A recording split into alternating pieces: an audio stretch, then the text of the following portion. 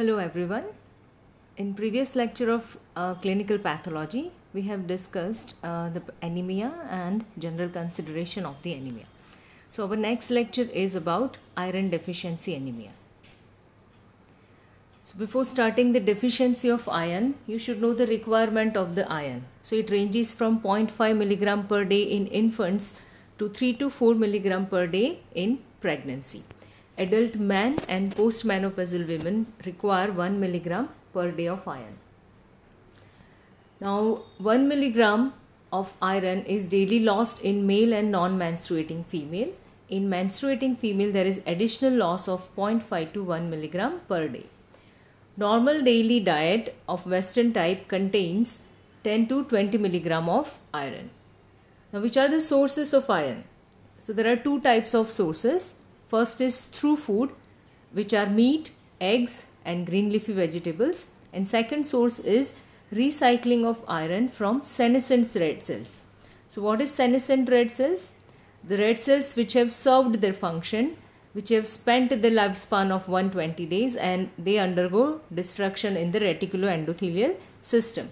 So usually normal red cells contain hemoglobin in the cytoplasm. So whenever they undergo destruction, those hemoglobins which are present in the cytoplasm are recycled.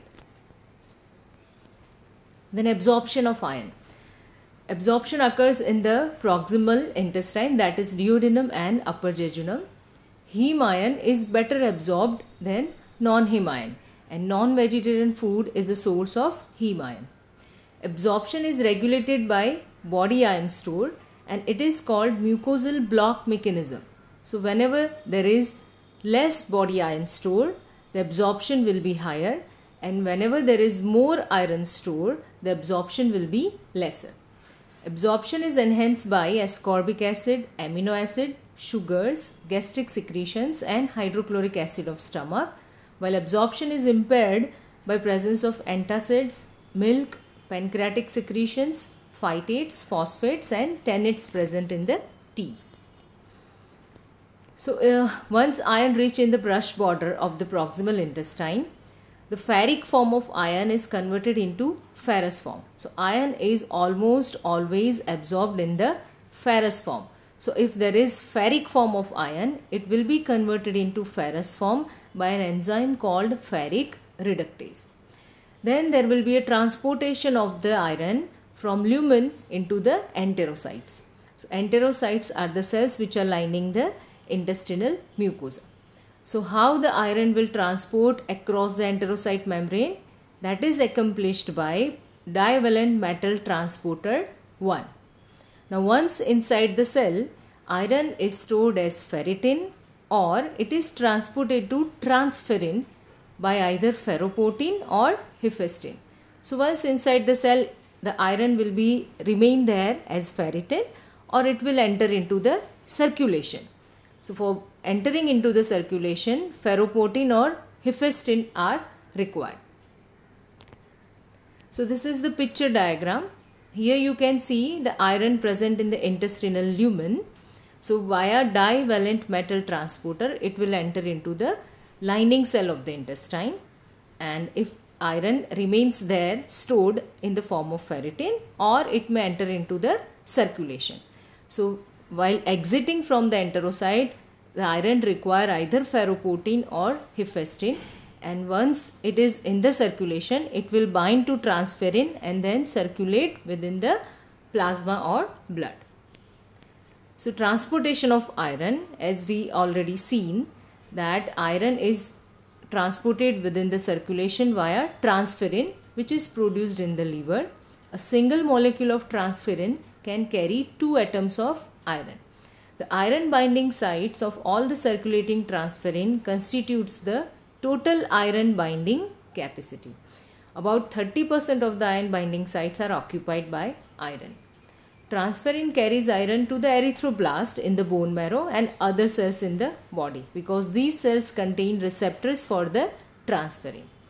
Excess of iron beyond hemoglobin synthesis binds to storage protein apoferritin. Then incorporation of iron in erythroid precursor. So in the cytoplasm of these erythroid precursor, iron is inserted into the protoporphyrin and form heme. So it is also stored in the lysosomes of the erythroid precursor as ferritin, which are known as sideroblast. So erythroid precursors which contain ferritin are known as sideroblasts. Now this is a picture diagram. Here you can see within the intestine the iron will absorbed in the ferrous form, then it will enter into the circulation and via binding transferrin, and it will be transported to the bone marrow for hemoglobin synthesis, or excess of iron will be stored within the liver. Now storage of iron. There are two forms of storage, ferritin and hemosiderin. Ferritin is when excess of iron binds to storage protein, that is apoferritin, and these binding will lead to formation of ferritin. Hemosiderin is aggregate of ferritin from which most of the apoferritin has been removed. This hemosiderin is stored in bone marrow, liver and spleen. These are golden brown coarsely granular pigment seen in He section, in hematoxylin and eosin stained section. Prussian blue stain is used for demonstration of hemosiderin in a bone marrow. So here Prussian blue stain is a special stain which is used for demonstration of hemosiderin in bone marrow. Iron deficiency anemia develops when the supply of iron is inadequate for the requirement of hemoglobin synthesis. So initially there will be negative iron balance, which is covered by mobilization of iron from the tissue stores so as to maintain hemoglobin synthesis. It is only after the tissue stores of iron are exhausted, iron deficiency anemia develops. So initially the deficiency will be covered by stored iron, and once the store is decreased, then there will be development of iron deficiency anemia. The development of iron deficiency depends upon one or more of the following factors: increased blood loss, increased requirements, inadequate dietary intake, or decreased intestinal absorption. So etiology of iron deficiency anemia we'll discuss in detail. So first is increased blood loss. It may be of uterine origin. For example, excessive menstruation in reproductive years, repeated miscarriage, at the onset of menarche, etc. Then from the gastrointestinal tract because of peptic ulcer, hemorrhoids, hookworm infestation or carcinomas. Then from renal tract in a form of hematuria or hemoglobinuria. From nose, for example, in repeated epistaxis, and from lungs, for example, hemoptysis. So that is about blood loss. Now increased requirement.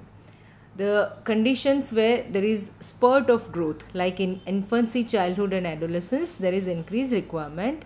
Then premature children, there will be increased requirement, and during pregnancy and lactation also. Then third is inadequate dietary intake, that is because of poor economic status, because of anorexia which is seen in pregnancy, elderly individual due to poor dentition or apathy, and financial constraints. Then decreased absorption because of partial or total gastrectomy, that is removal of portion of the stomach, achlorhydria where there is decreased acidity of the stomach. As we have already seen that iron absorption is enhanced by the presence of HCl in the stomach. Then intestinal malabsorption such as in celiac disease. So these are the etiologies of iron deficiency anemia. Now coming to clinical feature.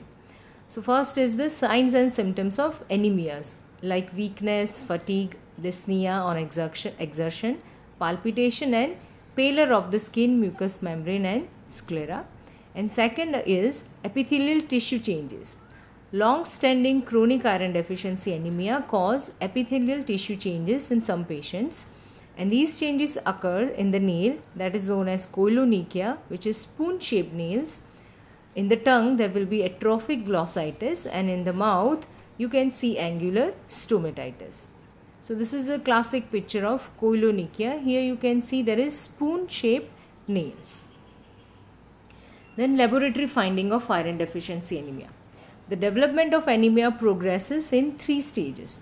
First, storage iron depletion occurs, during which iron reserves are lost without compromise of iron supply for erythropoiesis. So there is deficiency of iron, but iron will be supplied from the stores. So there is no compromisation of the erythropoiesis. The next stage is iron deficient erythropoiesis, during which the erythroid iron supply is reduced, but there is no development of anemia. And third is the final stage, in which development of frank iron deficiency anemia, when the red cells become microcytic and hypochromic. So first is the blood picture and red cell indices in the laboratory finding. So the degree of anemia varies. It is usually mild to moderate, but occasionally it may be marked due to persistent and severe blood loss. So the salient hematological findings in these cases are as under. First and foremost, we will see hemoglobin, which is the essential feature, and you will see the fall in hemoglobin concentration up to a variable degree. Then second is red cells. The red cells in the blood film are hypochromic microcytic. So as we know that the chromia or the color of RBC is because of hemoglobin content. So whenever there is decreased hemoglobin, there will be hypochromic RBCs. How can you say that RBCs are hypochromic?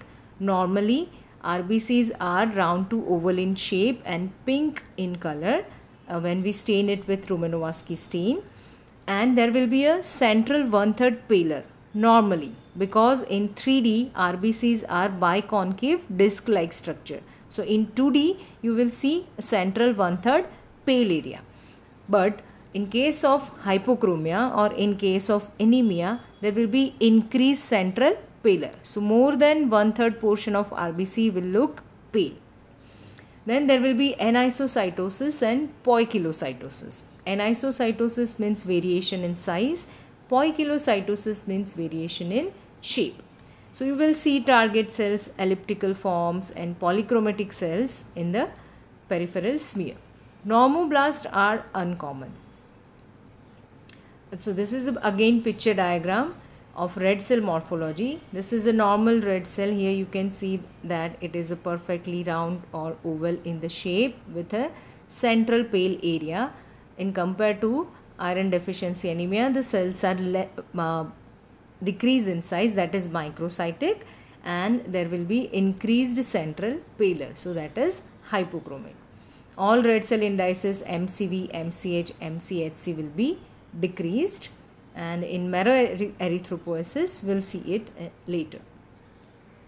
So this is a smear, peripheral blood smear. Here you can see there are anisocytosis, means there is difference of shapes of RBC. Then there is poikilocytosis, anisocytosis means difference of size of RBC, and poikilocytosis means different shapes of RBCs. So here you can see there is microcytic, hypochromic RBCs. RBC count is below normal usually, and if there is associated folate deficiency or B12 deficiency, macrocytic RBCs will also be seen in the peripheral smear, and that is known as dimorphic blood picture, where microcytic as well as macrocytic red cells are seen. Third is reticulocyte count. As we all know, reticulocytes are precursor of mature red blood cell. So reticulocyte count is of no much help here. It may be normal, reduced or slightly raised if there is a hemorrhage.